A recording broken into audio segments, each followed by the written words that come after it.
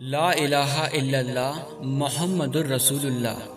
ترجمہ: اللہ صرف ایک ہے، اس کے سوائے کوئی معبود نہیں، اور حضرت محمد صلی اللہ علیہ وسلم اس کے سچے پیغمبر ہیں۔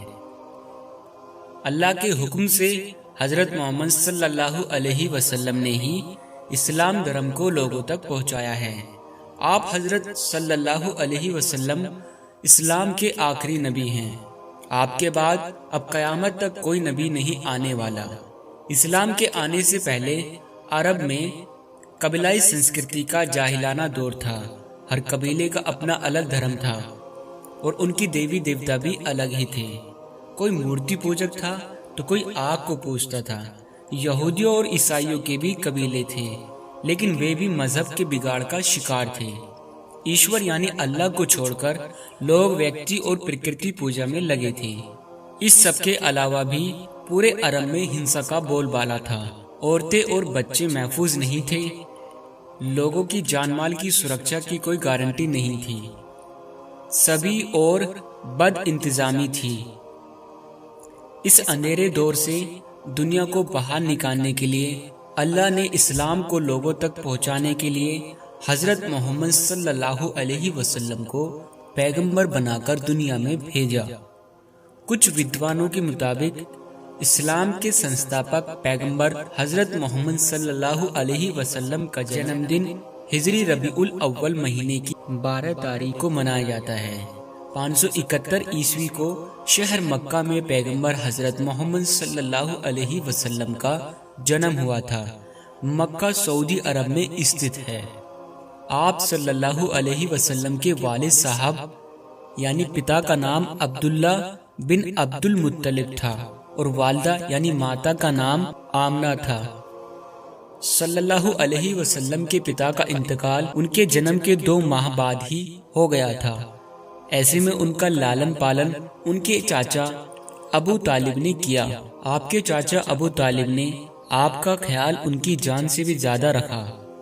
عبادت اور الہام: آپ صلی اللہ علیہ وسلم بچپن سے ہی اللہ کی عبادت میں لگے رہتے تھے۔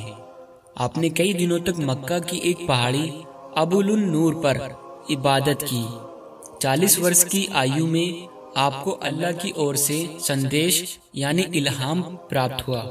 اللہ نے فرمایا، یہ سب سنسار سوریہ، چاند، ستارے میں نے پیدا کیے۔ مجھے ہمیشہ یاد کرو، میں کیول ایک ہوں، میرا کوئی مانی ثانی نہیں ہے۔ لوگوں کو سمجھاؤ۔ حضرت محمد صلی اللہ علیہ وسلم نے ایسا کرنے کا اللہ کو وچن دیا، تبھی سے انہیں نبوت پراپت ہوئی۔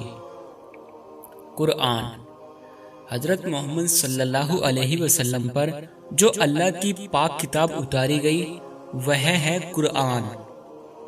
اللہ نے فرشتوں کے سردار جبرائیل علیہ السلام کے معرفت پوتر سندیش وہی سنایا۔ اس سندیش کو ہی قرآن میں سنگرہت کیا گیا ہے۔